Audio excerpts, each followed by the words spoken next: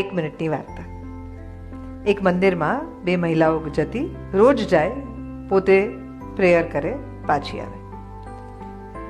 એક દિવસ એક જ મહિલા ગઈ અને એણે જઈને કીધું કે હું તમારાથી બહુ જ નારાજ છું, તમે અત્યારે ને અત્યારે પ્રસન્ન થાઓ ને મારી સાથે વાત કરો, કારણ કે હું તમારાથી ખૂબ નારાજ છું. એટલે દેવી પ્રસન્ન થયા. દેવીએ દર્શન દીધા. આ મહિલાએ રડીને કીધું કે મારા જે બહેનપણી મારી સાથે આવતા હતા, તમે એમને માગેલી પ્રાર્થના તો જે છે પૂરી કરી, પણ મારી માગેલી પ્રાર્થના કેમ ન પૂરી કરી? એટલે દેવી માએ કીધું કે તમારા બહેનપણી જે અહીંયા આવતા હતા ને અને તમે જે આવતા હતા, એ બેની વચ્ચે ફેર શું છે ખબર છે?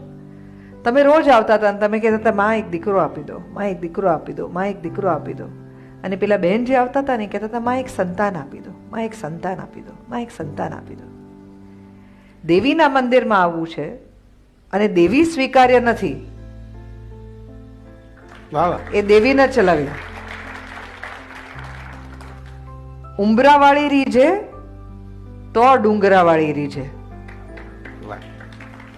એટલે ઘરની લક્ષ્મી જ્યાં સુધી સુખી નહીં હોય ને ત્યાં સુધી કોઈ ઘરની અંદર સુખ નહીં આવે.